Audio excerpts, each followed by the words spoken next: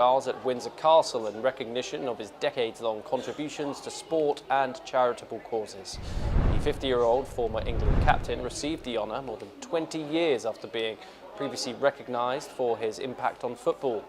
Beckham shared a warm exchange with the King and told reporters he cried when he first learned of the knighthood. Let's take a listen in. I think that, being an East London boy, growing up in Leytonstone, moving to Manchester and now stood here at Windsor Castle with His Majesty the King giving me a knighthood is something that I could never have imagined happening to me.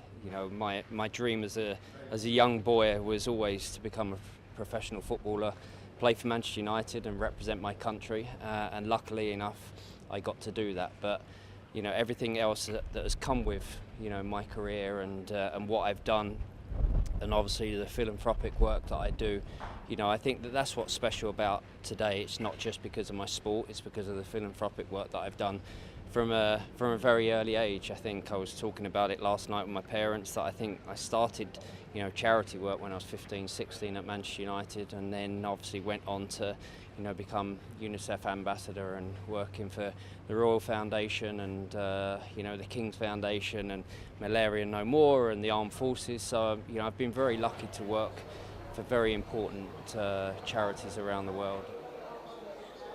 Now born in East London, Beckham made his Premier League debut for Manchester United in 1995, winning 6 league titles, 2 FA Cups and the Champions League before playing for Real Madrid, LA Galaxy, AC Milan and Paris Saint-Germain.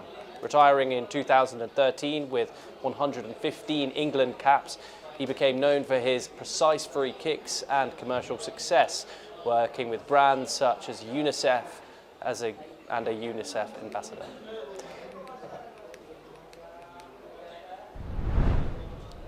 Voters in New Jersey headed to the polls to choose their next governor in a hotly contested race, seen as a bellwether for the second Trump administration.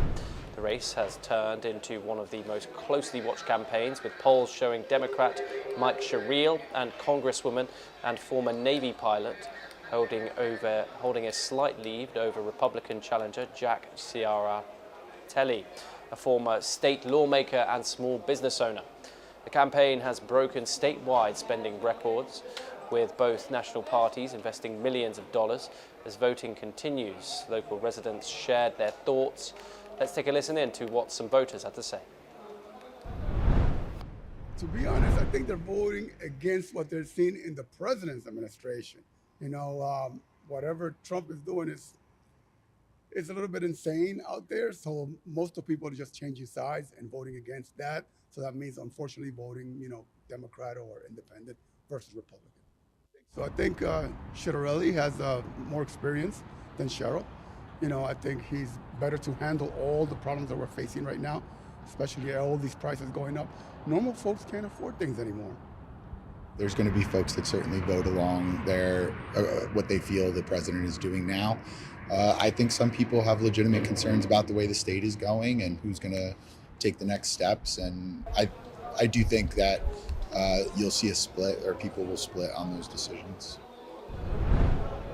Now, former Vice President Dick Cheney, a key architect of the 2003 Iraq invasion and regarded as one of the most powerful vice presidents in US history, has died at the age of 84.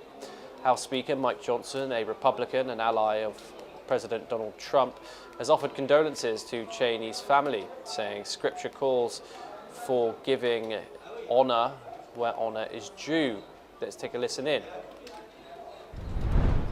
Good morning, everyone. We'll just say a word before you begin here. Our condolences, our prayers go out to the Cheney family. Of course, we've had the loss now of former Vice President Dick Cheney. Scripture is very clear. We give honor where honor is due, and someone who gave their life, loved their country, loved serving their country in so many capacities.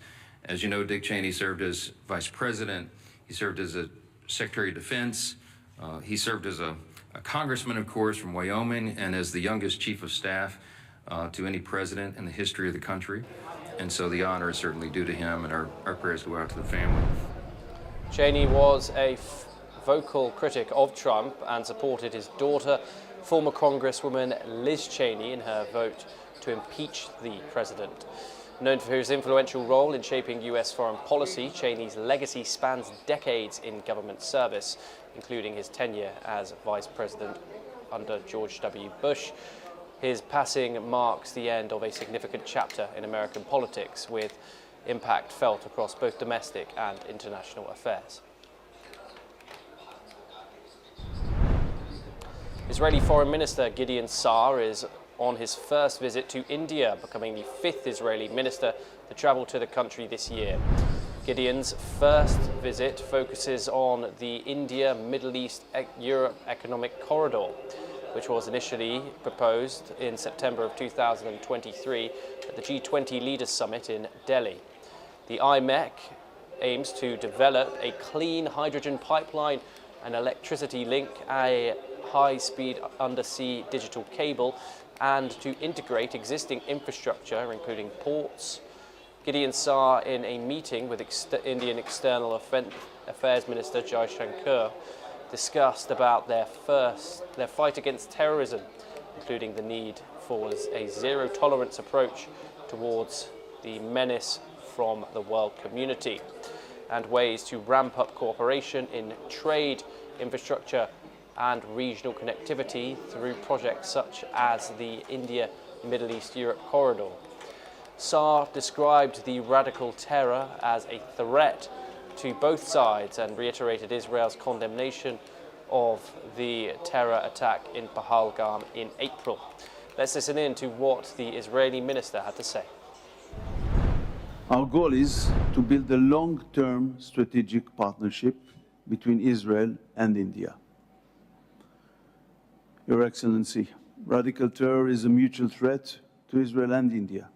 We strongly condemn the horrific terror attack in Pahalgam. In the Middle East, Israel faces a unique phenomenon which I call terror states. The radical terror states of Hamas in Gaza, Hezbollah in Lebanon, and Houthis in Yemen have established themselves over the past decades. Uprooting them is necessary for the security and stability of our region. Now, Nigerians across the religious spectrum are reacting to US President Donald Trump's threats of military intervention over the killing of Christians in the country. Roughly evenly split between Christians and Muslims, the most populous African nation is home to a myriad of conflicts, but claims of Christian persecution in Nigeria have found traction online among the US and European right in recent months. This comes in light of President Trump's statement that he had asked the US Department of War to prepare a possible plan of attack. Let's take a listen in to what citizens had to say. There are some conspiracy theories about even the purpose of this announcement by the President Trump, but we don't believe in rumor or hearsay. We believe the President of America should listen to good voices from this country, reliable and honest voices from this country, and rethink over this his so-called decision. Mr. Trump has interior motive. It's not to our own advantage. There are more to it. So I think, if you ask me, I advise Mr. President, our President, Asiwaju Ahmed Tinubu, to find a political solution to it. When you talk about killing in place like Plateau, in place like Benue, where you have almost 80% of their population as Christian, then if you are now saying it's not genocide, then you are not being fair.